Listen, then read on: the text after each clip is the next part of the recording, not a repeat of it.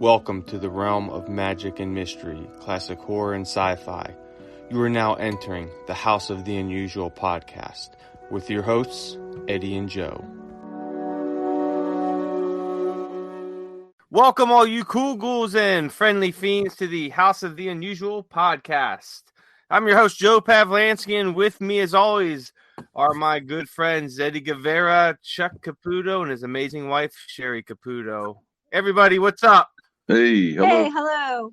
Hello there. What's happening? What's happening out there, guys? What's happening is, man, we're going from winter straight into summer here. Maybe by the end of the week, it was just snowing here in Northeast Ohio yesterday, which would have been Tuesday, the 19th, and I think on the 18th we got some snow as well. And tell you what, I work nights, and it's been frigid at night, man. It's just crazy, absolutely crazy. It doesn't even feel like the end of April, which I'm sure the same weather is over there with you guys over in Pittsburgh and in Jersey Exactly. as well.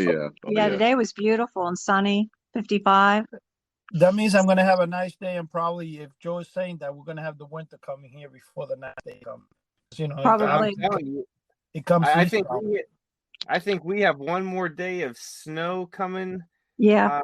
Possibly this week or something, and then it's supposed to, I think Sunday jump to 80, and then next week it's supposed to go back down into the low 40s and all that. So yeah, pretty interesting. Yeah. It's crazy. Yeah. So what's new, man? I heard you guys had an interesting day today. Oh, yeah. Go ahead, Cheri. You can tell. Okay.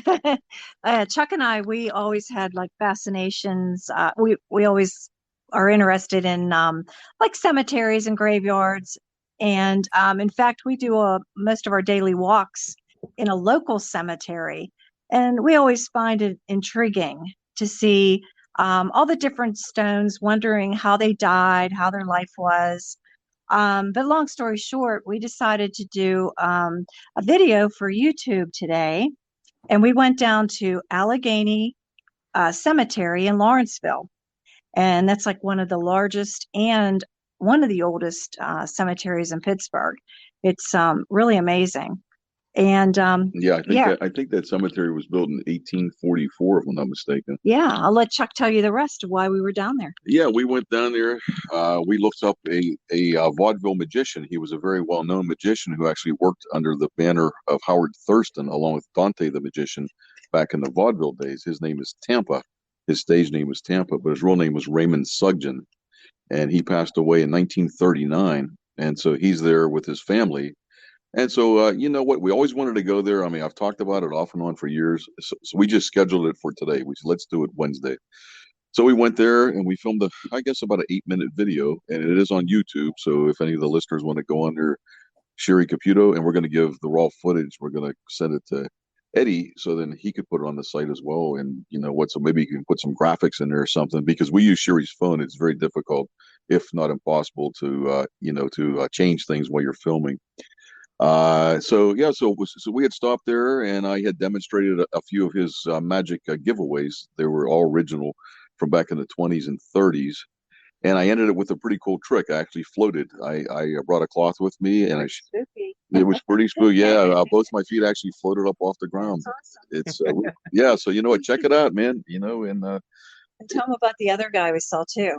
Oh, the other guy was Don Brockett. We didn't film him, but we went over to see him. Yeah, we didn't film him. He was Chef Brockett from Mr. Rogers' Neighborhood. That's pretty nice. Oh, wow. Yeah, so he's there. Oh, man, it was a rough time finding these people. You know, we knew which section they were in, but, you know, we had to keep looking and looking because it's not marked very well, you know, with the actual regions where the tombstones are. So it took about...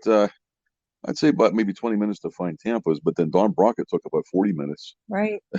Yeah. So good exercise. Yeah, I'll tell you, it was a nice walk. Yeah, and I tell you what, it was a real good day for it too. You guys went out today, right? Yes. Yeah, we went. We got back a few hours ago, and then we stopped and had lunch on the way home, and it was like a late lunch, I guess. Yeah, like a dinner lunch. So that was a lot of fun. Check out the video. You guys will like it.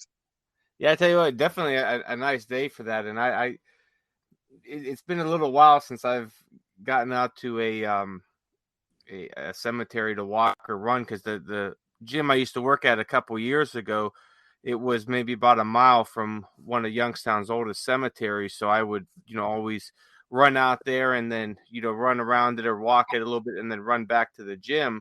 Yeah. So it's real convenient. But after that place closed, it's been a little while since I've gotten out. I'd really like to, as the weather's starting to clear up. I know this weekend's supposed to be nice, so maybe I'll make an effort this weekend. Yeah, to definitely. Hey, they're popular places, Joe. People are dying to get in there, Yeah.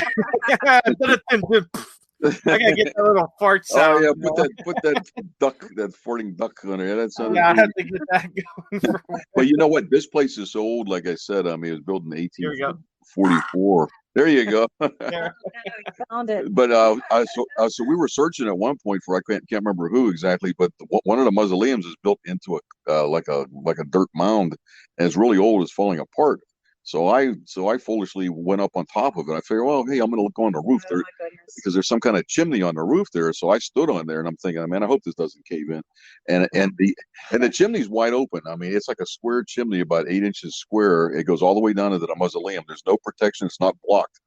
And you know what? So you can actually see straight into it. You know what? If I had a flashlight, I would have shined it in there. That's crazy. That's like the one in Youngstown, is that because it's on, I think it's called Oak Hill Cemetery. So I it's think I did hear that. Yeah. Yeah, it's built in on the hill. So a lot of the mausoleums are, built in on the side of the hill. And I tell you what, some of them are absolutely gorgeous and Yeah, they so are. old too. I mean, from the 1800s, Yeah. early 1800s too. So Yeah, I was kind of worried. I shouldn't have probably did that. I'm a little chunky. I'm over 200 pounds, and I went up there and I'm thinking, I hope this doesn't fall in. But thank at least you weren't dressed up as Santa Claus trying to jump down the chimney there. Yeah, so thank God everything was okay. I don't think I'd do that again though. I gotta think. No. I gotta think before I do things. That's pretty nuts. So where was that at? That was in Allegheny, you said? Allegheny Cemetery in Lawrenceville, Pennsylvania, which is about 40 minutes from our house. It's right next to. It's very close to Children's Hospital, which is like one of the best hospitals in the world where they treat for children. I think they have one here, maybe one in Philadelphia, and maybe one or two other ones. But it's a really cool area down there. They regentrified everything. It's really cool. Not far from there, there's a club. I did a little stand-up night. They had like an amateur night down there, and a friend of mine, it was his. Well, this is a whole nother story. But this guy, he's very introverted, and he's kind of miserable. And his goal is to go. He always wanted to do stand up night.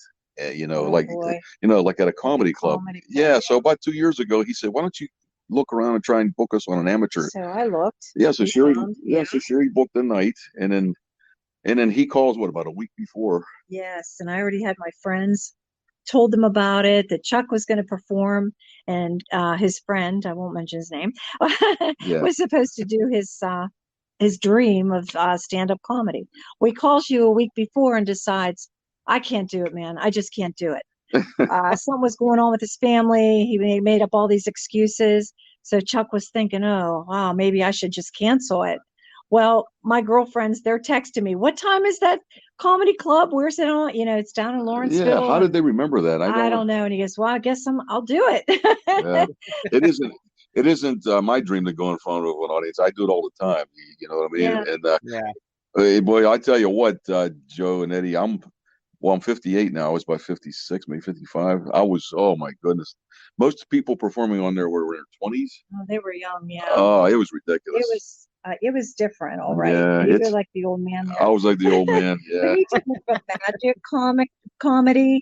It wasn't per se like just stand up comedy like they were doing. Yeah. Which a lot of them stunk. Yeah. My opinion. I think you filmed it too. It's on YouTube. I did. It's on YouTube. It's on YouTube. So if you want to see it, it's only about 6 minutes long. It's pretty funny. But I just filmed Chuck's. That's all. That's the only one that really counts. That's all. Yeah. So like if you ever want to do stand up, Joe, there's lots of clubs that have the amateur nights where you can go like on a Tuesday or Thursday night and you can do your spiel.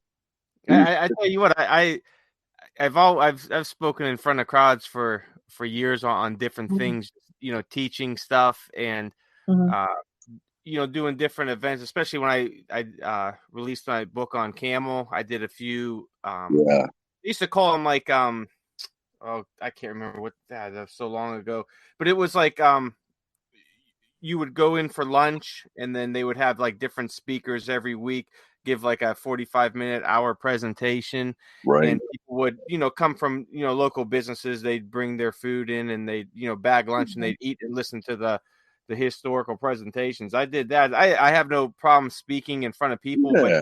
but comedy, I don't know if I could do comedy because it's not my. It's not your I don't know. forte. It's just not my thing. Now, if you want me to go up there and talk about, history or something, or movies, it'd be no problem. yeah, I feel more comfortable with that. Or even, for work, over the years, I've taught a lot in front of, Yeah, absolutely. various people, departments, and everything. And yeah, hey, I know people, Joe, that will have to drink before they go on stage. If I did I did that for these 37 years, 38 years I've been doing this, I'd need a new liver by now, yeah, oh yeah, I could definitely imagine. Absolutely. Yeah. So hey, switching it over to Eddie, man, what's new with you? How's the is the move complete yet? No, unfortunately, I'm actually doing this podcast today from the car due to the fact that I'm loading stuff in the car. Got to rent another truck tomorrow, and I can get most of the stuff out of here. So it's getting a little like to the last minute. So you're packing and podcasting at the same time. Technically, yeah, I'm packing, and so right now I'm podcasting, and then I go and finish packing, and then I'll finish tonight. Who knows, whatever time, but I'll tell you one thing. The one thing when you guys are talking about cemeteries, and I was thinking when Chuck said he wished he had a flashlight to put it down the chimney there. Yeah. I wonder what you would do if somebody was looking back at you. I know. Yeah. Oh, that's He's true. like, hey, leave me alone down here. I'm trying to sleep. No, but the thing is that there's an old monastery in my place. It used to be when I was back in grammar school. I went to a Catholic school, obvious, and it was called St. Michael's Monastery. Later on, I think they sold it because it cost close to $100,000 to maybe $500,000 a year to warm. The thing is, like from the early 1800s when they built it. Oh yeah, and it looked like one of those cathedrals from England or something, And well, anyway, they had a cemetery in the back. That's how old this monastery is, right? And the cemetery, they decided, I guess, to sell the land, and they just kept the building because of its age and stuff. Next door, they did like housing. Well, the thing is, when they sold the land, they wanted to remove all the bodies that were there, and I guess they were so old that apparently none of the dead bodies were there. Isn't Not it? even the coffins. They just couldn't retrieve anything. So this is probably like a 200-year-old cemetery, 150, whatever. Wow. I was wondering what would happen if you were to, unearth one of those type of talking about and stuff like that. I wonder if there would even be coffins inside those cemeteries, because I guess after a while it deteriorates, that's a good point, Eddie, because I think that they just started to use the vaults with the cement enclosures probably in the last 60 years or so. Prior to that, they just put the coffins right in the ground, so everything's going to be deteriorated completely. And when right, it's me also wondered that this is always a question I ask myself. Okay, so they didn't even find bones or nothing inside the cemetery. It's about 200 years old, right? So I'm just wondering, how in the world is it that you see those bones in Egypt and stuff that go back thousands of years? That doesn't make sense. Yeah, that's a good point. Well, I think that right? they mummified them, I guess, and they put them in a sarcophagus. And I guess they put yes and no, because remember that a lot of times they find bones, they unearth them, whatever, and like the what do you call it, the archaeologists, South America, where the Aztecs and stuff. You know how they found all the bones under there? Oh yeah. That is true.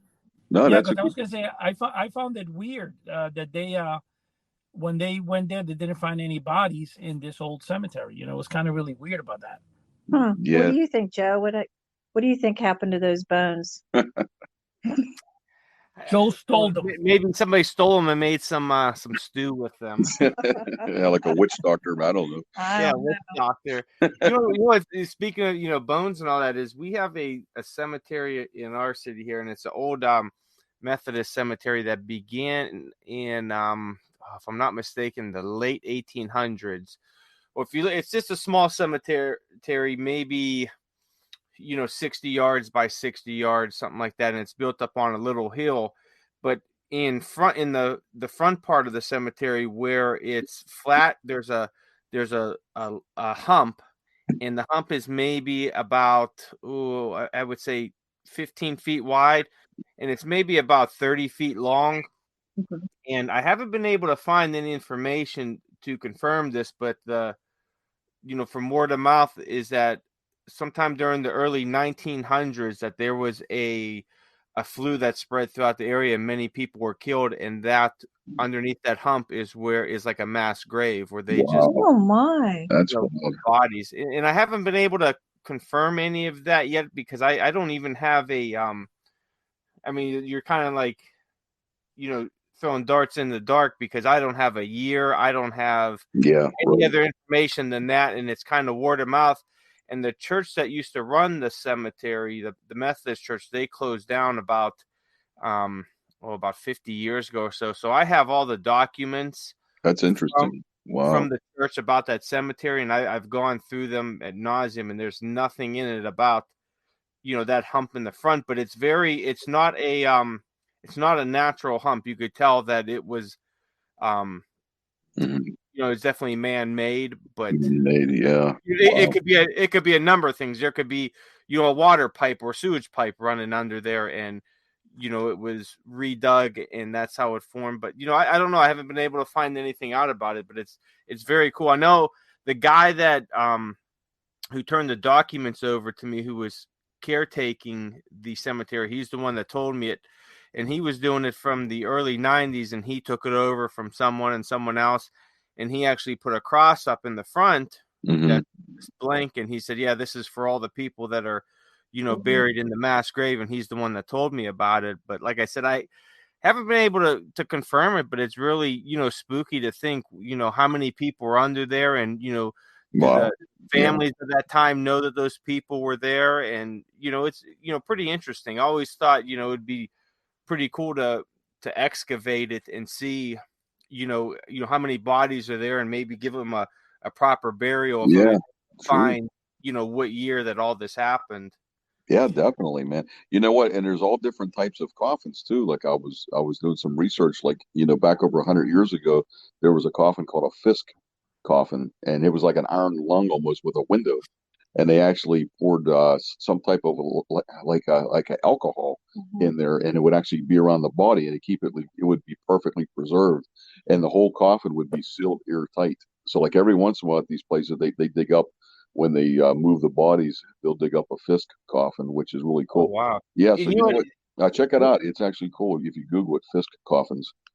I was wondering too on that mass grave, if they ever put the bodies in coffins, or were they put in bags, or were they put in there with like maybe a lie on top of them? Yeah, I don't know. I always wondered what how they were, if they say that they were buried, were they put in maybe just a plain wooden coffin, right. Or were they just laid in there and then like a lie or something thrown on top of them? Chuck, yeah, Chuck, try to see if you can move back from the microphone a little, because it's warbling a lot. Okay, I'm back here. We're on Cheri's phone tonight, so. That's I think why. Okay, yeah, I was wondering because it's coming in like muffled on occasions there. Okay, yeah, I'm back. Okay, no, that makes sense. Go ahead, Joe. Sorry.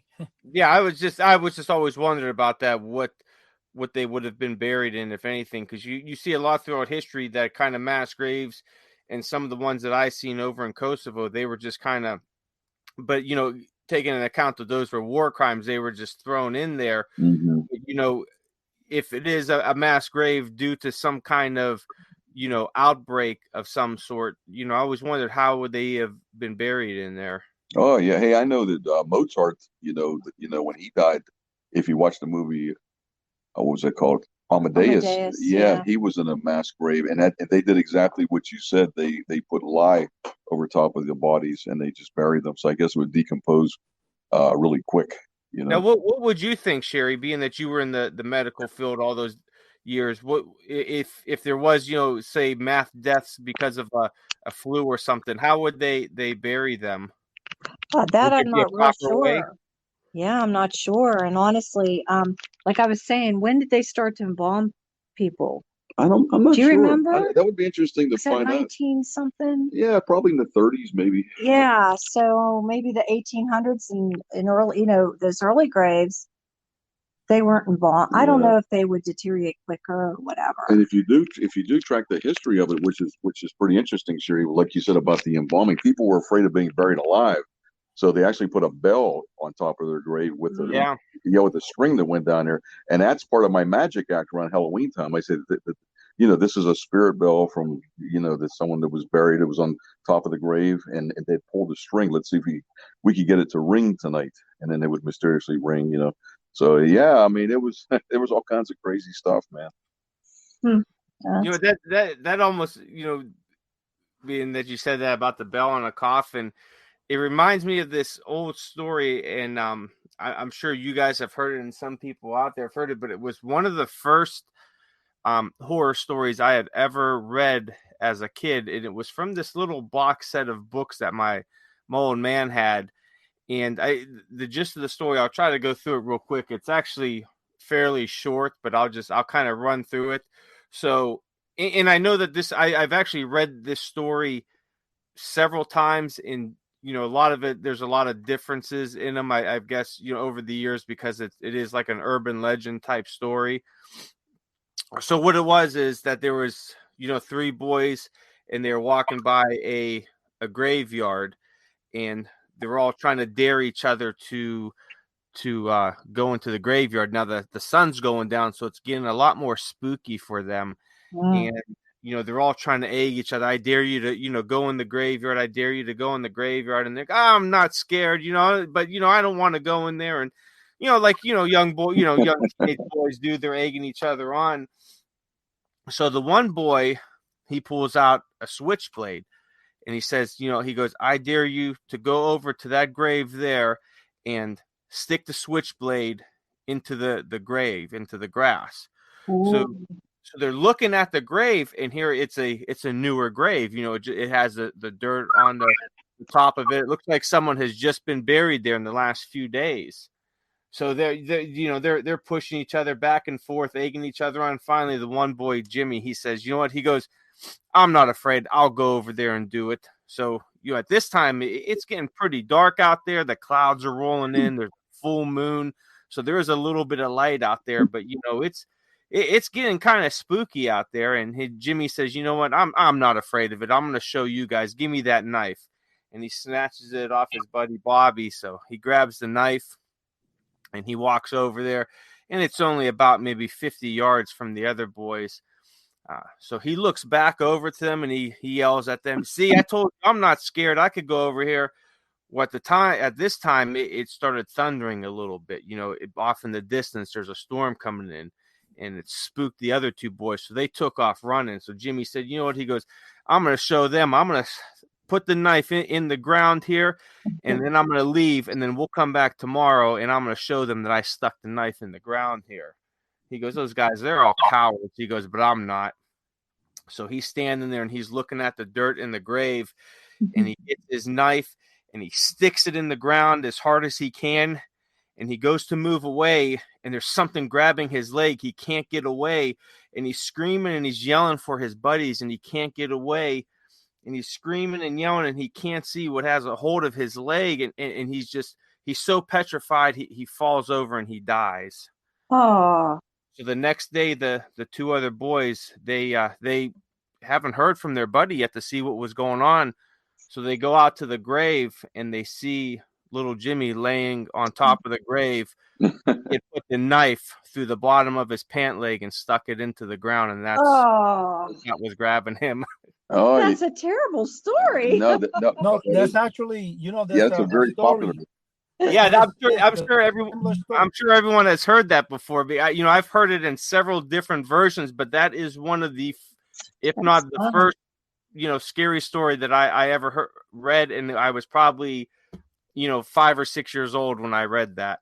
Wow. I heard that story, but in a totally different. I forgot how it goes, but I heard it in Cuba when I was young. Yeah, I think even one of the Twilight Zones, Rod Serling it was a cowboy one, where I think it was Lee Marvin, if I'm not mistaken. He went to the cemetery and he jammed the knife into the grave, and it caught onto his, I don't know what it was, but he thought somebody's grabbing him, and he had a heart attack.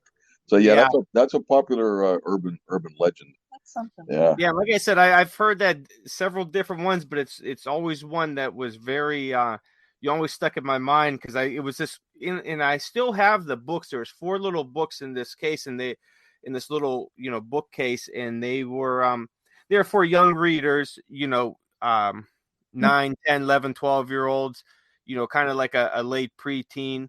And they're just very simple yet fun stories. There were some those are great. Yeah, those are fantastic for kids. Yeah, I tell you what, I'm gonna after the podcast, I'm gonna take a picture of them. I'm gonna put them up on the website at houseoftheunusual.com in the form under the books and more books section. Yeah. And I'm sure people out there have seen them because you could still find them from time to time on eBay, and they're fairly cheap. Mm-hmm. But the stories they still hold up, and they're just so much fun to even read now. There's one about a monster being under the bed. Mm-hmm. There's another one about this witch who makes these different brews for a love potion, and she sees herself in the mirror and she ends up falling in love with herself, and just all these really different cool stories. And, put that up there. I'd like to see those. That'd be cool. They got a spooky undertone, but they're just fun stories. Definitely. Nice. Wow. That was nice. Yeah. So but can you imagine making a love potion and then you waste it on yourself and you fall in love with yourself? Oh, that's so beautiful for those that are lonely. Let me tell you something, man. Joe, you reminded me when I was a kid in school. Obviously, I think in the 4th grade or so, I ordered a thing called it was from the ones they used to give us that we can order books from. Oh yeah, and there was a little record. It was a small, like a 45, but it played, I think, with 33 RPM. So it was like you had to play it not at 45, but at 33. And it came, and it would call, I think, Scary Stories or something like that. And it came with a book of poems. Like there was one I remember. It said, I don't remember. I'm not going to recite it, but it was something like, something walks along the stairs, something that is but isn't there. And it was like really cool. And I've gone on to buy several of them in the last couple of years. Every time they show up, they usually are pretty cheap. They're not that much, $10, $15. But I bought it when I first was in 4th or 5th grade. Beautiful, because that's another thing. I don't understand how I got to look into it, but they're selling a magazine on eBay, which is Weird is the name of the magazine. It's the first issue ever. I think some guy reproduced it because they changed it later to Creepy, I think. Mm-hmm. So it's like the very first issue. And I received the facsimile. They did a phenomenal. I mean, I don't know if you guys are familiar with magazines like the Famous Monsters magazine, the new ones that were published, high glossy pages, and you know what I'm talking about? Really nice, heavy stock paper. It's in that type of material. It's concerning, it has a couple of old stories in it, like from vampires to, like the creepy magazines or magazines like that type of story. And they're really, really good. So I got it yesterday and I was very impressed by it. I tell you what, Eddie, you brought the Scholastic books. I still, if I could find them anywhere, as I buy any, Scholastic, book that has a horror or sci-fi theme. Those were cool. 60s, oh, yeah. Goodness. I'm actually looking at one right now. It's called Ghastly Ghostly Riddles. I have that. It's a Scholastic one and it's the first printing from 1977. Wow. And it has some really cool jokes in here. So I'm gonna give a few and see if anybody out there could figure them out. So here's the first one. What do witches eat at the beach? Witches, burgers? A sandwich. Yeah, ding, ding, ding. There we go. Oh, you got it, Chad. Hey, that's all those years of doing stand-up comedy, man. Hey, Joe, does the cover have like 2 ghosts on it? It's called Ghostly Riddles or something like that? Yeah, it has a haunted house with a bunch of ghosts on it, a cat, and a vulture. That's cute. Yeah, like I said, because I think I have that. Yeah, there might be, there's different printings of it, so the covers might be different. But here's another one. Why was there no food left after the monsters party? Why was that? Go ahead, Joe. Chuck, come on. Oh man, I don't know. It doesn't. No food left after the monsters party. No food left. Why was there no food left after the monsters party? I don't know. Because everybody was a goblin. Hey, that's pretty good.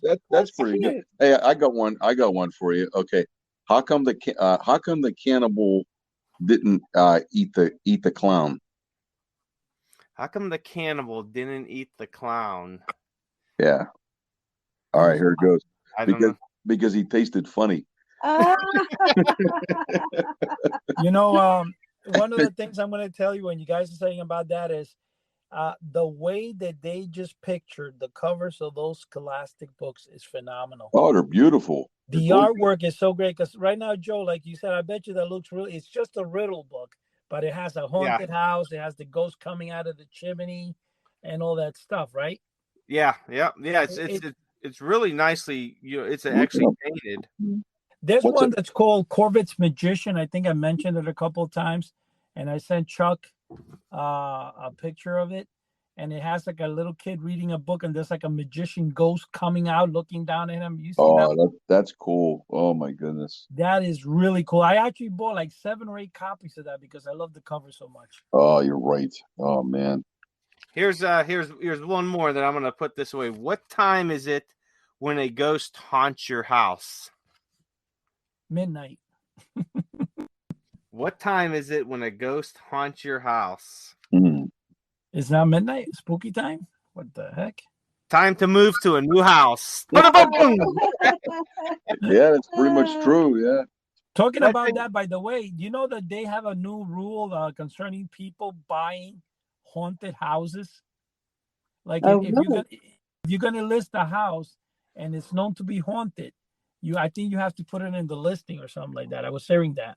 Yeah, I thought that was fun. And they also, there's another thing I got told, and it's interesting. I got told in my job about 2 or 3 days ago by this young girl that lives there.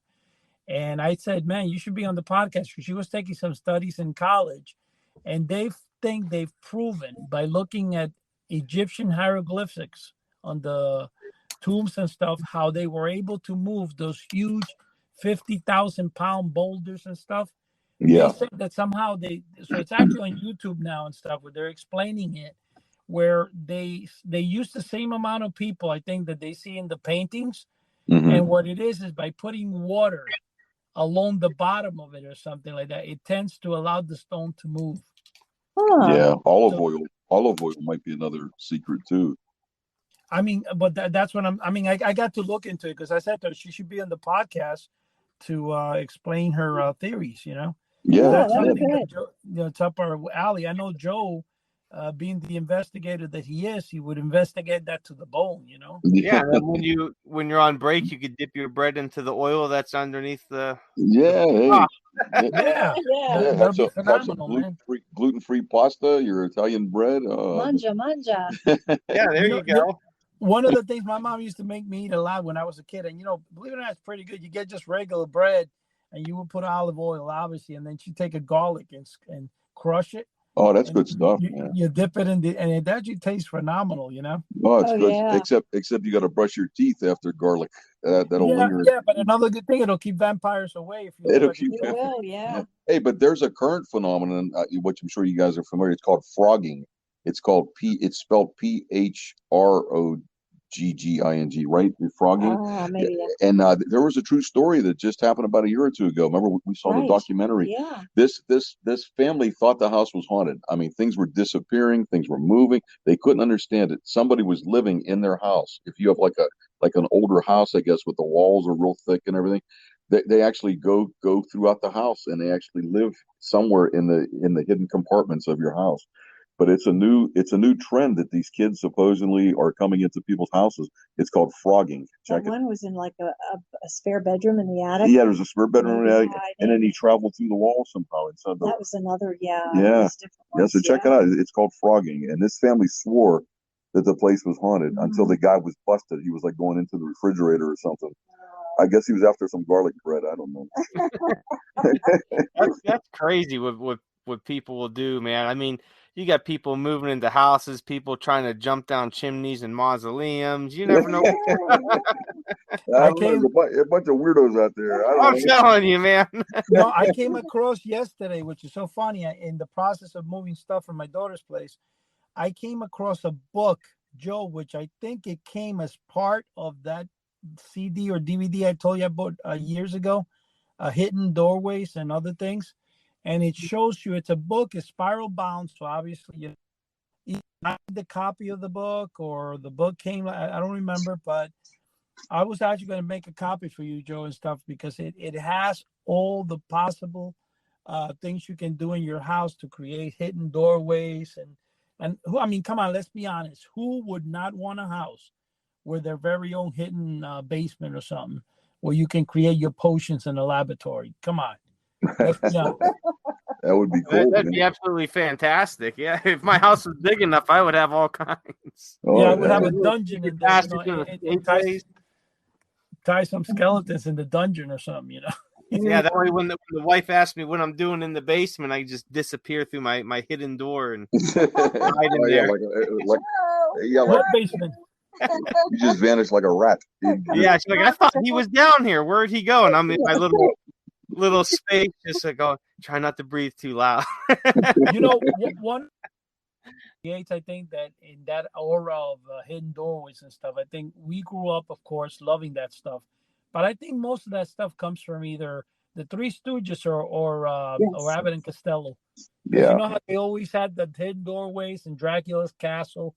Oh, yeah. Presses the thing, and then the books turn around, and the bed goes into the other room. Yep. Yeah, that's fantastic. I love stuff like that. You know? Yeah, Joe actually found that one Three Stooges that scotched in Scotland. Yeah, it was awesome, Joe. Yeah, back memories when I was a little girl. Joe with his MUFON investigative skills. I got to watch it. He found it. Yeah, wow.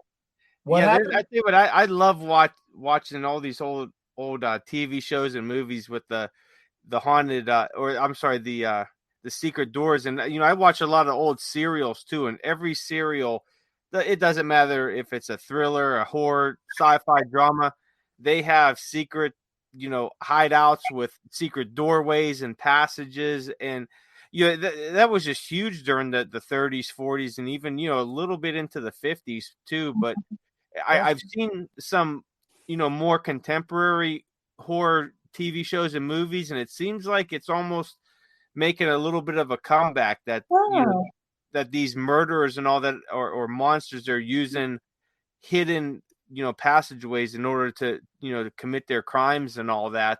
So I'm wondering if it's making a little resurgence or not, or what's the deal with it. I hope not in the criminal way, but one thing I'm going to ask you, Joe, when you just mentioned right now that what did Joe discover in England? What are you guys talking about? You talking about the Three Stooges Joe found for me. When they were in the haunted. Okay, I'm sorry, the show. That's right. That Joe. The castle in Scotland. It was so cool. I got you. Cheri was looking for that for years. Yeah, they would lay down in the bed and they'd pull a string and the bed would move from one room through the wall to the other room. It was really wild. Just some really cool things. Yeah. It's like Hold That Ghost in Abbott and Costello, where they have the gaming room where he pulls the what do you call it, the coat hanger, and the whole room transforms into a game room. Oh, check that out. That's Hold That Ghost. But you know what? In the 1920s, they had prohibition. So people had to do that stuff. That's why the popularity of that. They had to keep things hidden. Cellars were hidden. I know, Joe. Do you have any hidden spaces in your home, Joe? No, you know what? But I almost bought a house years ago. It would have been maybe about 8 years ago. A buddy of mine was selling it. It was one of the bigger houses in our city, and he was selling it pretty cheap. He just had to let it go because his mom was sick and all that. But it was a house I always wanted. It was beautiful. Well, there was hidden passageways in that house because the house was originally built, I believe, if memory serves me, like the 30s or 40s, and it was used as a mob house. There was mobsters that lived there. Oh yeah. So there was passageways that led from the main floor fireplace that you could escape to into the basement, and then from in the basement there was also escape tunnels and all that too that would go out to like the sewers and all that stuff. And then on the on the third floor, you could go into a closet, and there was like a fake wall with a ladder that would take you straight down to the basement right next to that tunnel that would take you out to the sewers. Wow, that's wild. I'm guessing if they ever, were getting, raided or something by the FBI, they could just, escape out of there or hide out in the tunnels. Oh yeah. Hey, that's a good place to keep the bodies too. Oh yeah, really. How much did they sell the house for? I think it ended up selling for 110. Oh my gosh, are you kidding me, Joe? But you know what? I looked at a buddy of mine actually bought it, and he said some of the tunnels there was like, especially the one going out to the sewer is kind of caved in and all that, so you can't go all the way through. And there was something with the doorway on the fireplace hinge where you couldn't open it no more. But I was like, man, just get it fixed, man, so you could just run around the house playing in the tunnels. Oh yeah. I don't know about code enforcement if they'd look in there and say, hey, you know what, you got some bodies in there, buddy. We got to clean these out, bring it up to code. Yeah, if the situation was different at the time, I would have definitely bought the house. But another buddy of mine, his family, he's an Italian guy, his family going back, to the early 30s and all that, were in the mob. And there's a house in the city where they actually discovered, I think it was about 15 years ago, about $100,000 stashed in there. Oh, man. Well, that'll be nice to have that kind of luck, wouldn't it? And what happened is that the one house, they were renovating the basement and found the tunnel that went to the next door house. Well, here, I guess, after he did some investigating, is that at the time, his family that lived in that house were friends with the neighbors, and they had built an escape tunnel to go to the neighbor's house. And as they were investigating the tunnel, they found a bag with $100,000, and he knew that his family had been involved with the mob and all that, so he had turned it over to the government. And here, this money was, they had been actually looking for it. He actually pulled the Freedom of Information request files and found out that his great grandfather was being investigated for all these thefts and all that, and they're thinking that this money was from it, but they actually let him keep, I think, like 10,000 of it. I think 10% that you're allowed to keep, and then he had to return the rest of it. I told him, I said, man, I wouldn't have said anything. I just right? What an idiot. Going on vacation. If you notice, all this shady stuff always involves the Italians for some reason. Is that crazy? Yeah, but our area in Youngstown was huge for the mafia, in the 1900s, especially early 1900s, going into the late 80s and early 90s, and then it died out. Something you guys you're bringing to like you remember that movie? I mean, I don't like him as an actor, but what's this guy's name? The Italian guy that he does a lot of mafia films, Robert De Niro. Oh yeah, he did one not too long ago that he's like a retired mafia guy, and the wife and daughter up in a small town, and he's supposed to be nice, not involved anymore. And the wife is upstairs. He goes, "What are you doing in the place?" She goes, "I'll be up there, honey." He's got a body inside the trunk. That's so funny. It's a funny movie. It's actually pretty good, I tell you what, there was another cool show, and it was not to deal with the mafia, but more of the cemetery, but it did deal with like kind of like organized crime. And it was on the streaming service Peacock, and it was I think it was called The Secret Key. It was by Dan Brown. It was based off his novels. But what it was is that he was Dan Brown's main character was looking for clues to this mystery and all that involved secret societies and everything. And it took him to the cemetery. So he was trying to get into this mausoleum to find There you go. find some clues.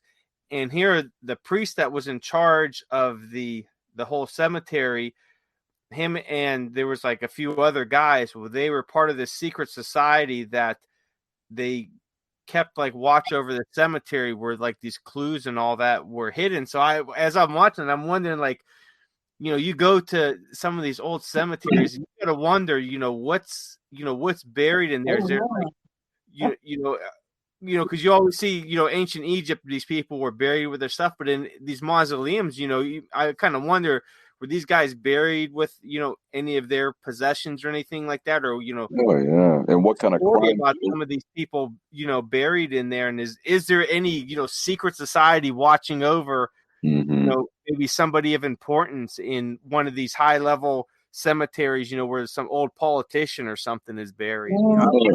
Interesting. It is interesting. And it kind of makes you wonder, what, I mean, like, there must be some really bad people buried too. You know what I mean? Like, not everybody's good. You know what I mean? So yeah, you wonder what their story is. Yeah, it makes you wonder what kind of secrets are buried with them, and Yes, is there anybody out there protecting those secrets so they don't get out? Yeah. It's an interesting concept. Yeah. Hey, they say, Joe, you know what? One of the first couple words that a young Italian guy knows, learns from his family is, get in the trunk. Oh. That's like the first words they pick up, Is that what was taught to you, Chuck? Yeah. Yeah, I used to hear my grandfather always say, get in the trunk. Get in the trunk. And you did, huh? And I did, goofy kid.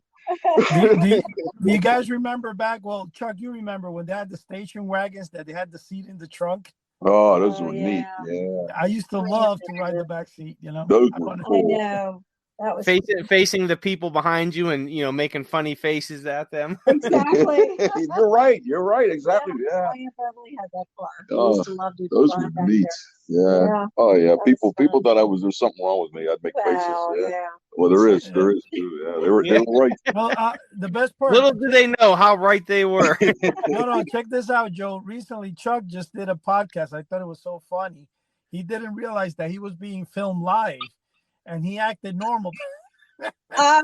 Yeah, because I was under the impression it's going to be a verbal podcast, and then at the end they wanted me to demonstrate some advertising stuff. So I sat there for like close to 50 minutes completely. You were such a good guy. Yeah, completely normal. Because when because like when I get bored, I do make faces and stuff. I'm thinking, oh no, oh my God. I went back and watched it. I saw, thank God I didn't make any faces.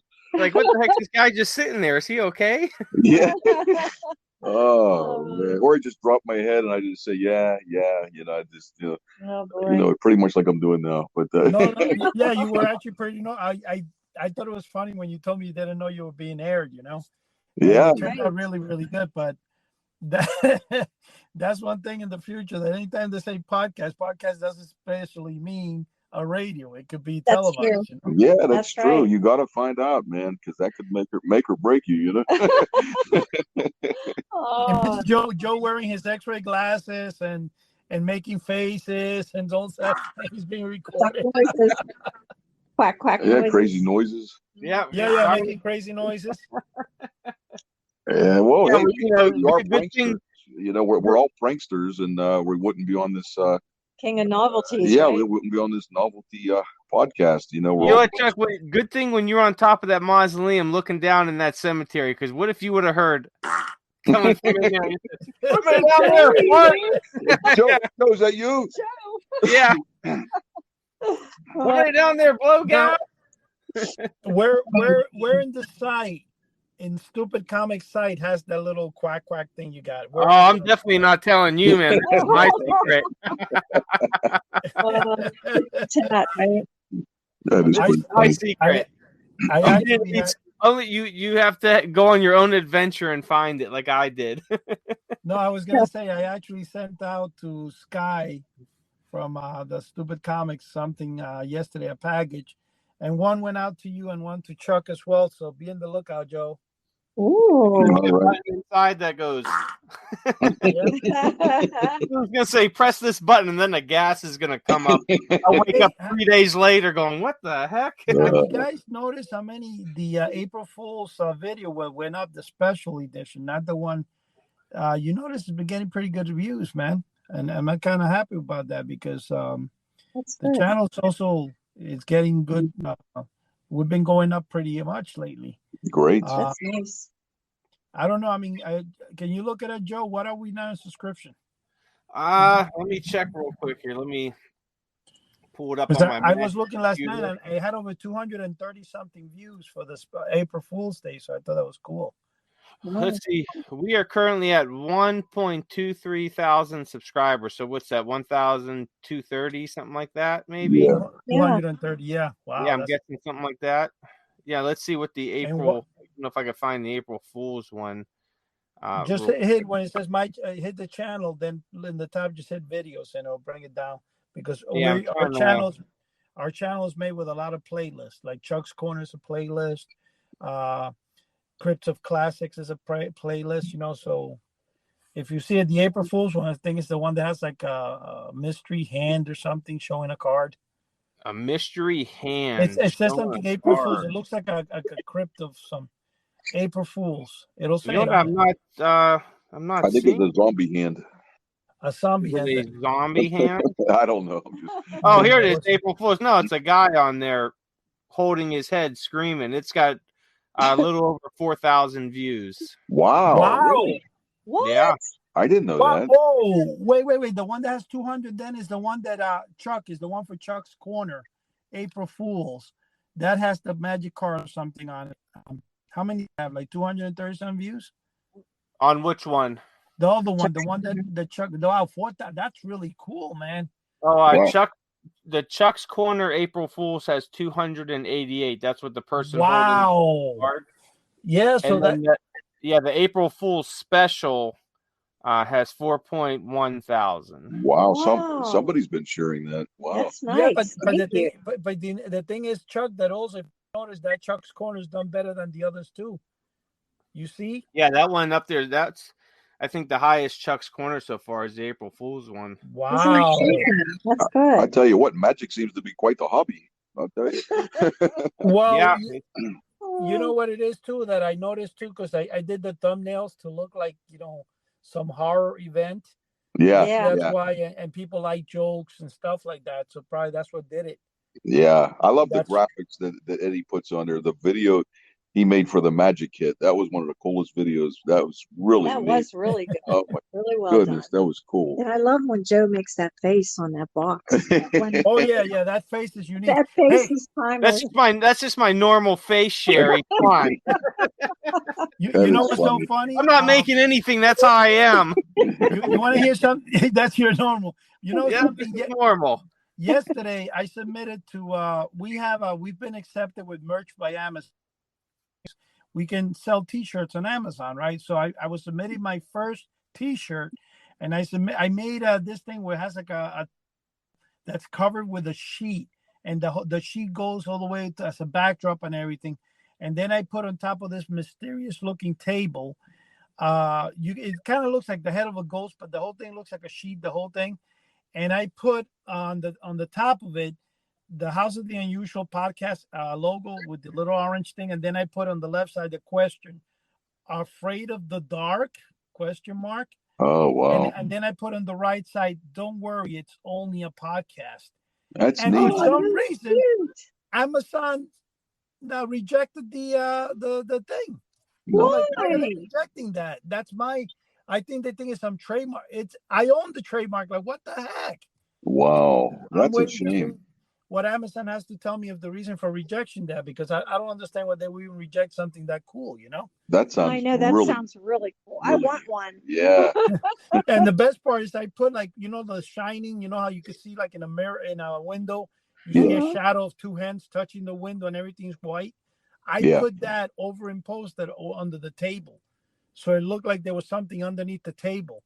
It came out really good, man. I just don't understand why the heck it rejected it. I mean, that's to me.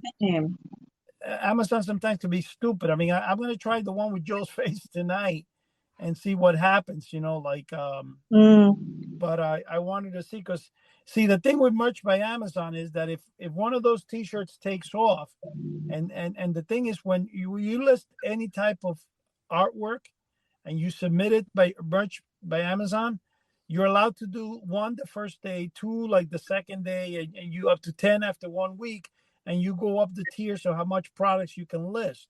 But the problem with that, it comes out in Amazon search engine worldwide, meaning you could sell one t-shirt could sell 1 million shirts, you know. Whoa. And that's why it's kind of like important to get on there. But it Wow. took me almost, I got qualified for it I think it was this September that passed. And I've tried to submit 1 million times, and the requirements are so hard to reach. I mean, like the image and all this stuff, that I finally learned how to do it yesterday, and all of a sudden they rejected it. I'm like, they should have rejected that, you know. Well, But anyway. you know what? Find out the reason. Maybe you can Rectify it. maybe you can modify something. I Yeah. don't know. I think Wow. it'll be funny if I upload Joe's face on it and it sells 1 million shirts, and then Joe's That would face be is all over awesome. the country. And everybody's walking around with my face on their shirt. That would be, I know that would be, that would so be cool. amazing. You'd be Hey, you know printing what, a lot guys? of shirts. Wow. We're dropping down to about 4 minutes here. So before we wrap things up with our final thoughts and all that, I want to give a shout out to a few of our friends out there, and a thank you to all of our listeners who tune in every week, or even if this is your first time, we hope to keep you on board, and thank you for joining us once again. You can find us on any of your favorite platforms. Subscribe to us, give us a good review if you so choose, because it definitely helps. Check us out on YouTube, House of the Unusual. Tons of videos up there. You could find that April Fool's video we were talking about. Eddie and Chuck post stuff every week, so there's always new content up there. Also find us on our flagship site, houseoftheunusual.com. We have a free forum site to join there, so check us out. And guys, Scary Monsters number 126 is up for pre-order right now. I have a excellent article in there on some monsters of J.R.R. Tolkien. They are running a sale right now if you pre-order at mymoviemonsters.com. Sale price of $12.99. The price for the regular issues has gone up, just like everything else in this world has gone up, but you're still getting over 146 fantastic photo-filled pages with tons of fun and information, so don't miss out on that. Also, check out our buddy over at stupidcomicsmagazine.com. Our buddy Todd over at c-monkeys.com. Dave Haversat, he's got a great website at 1878press.com. Tons of great books over there.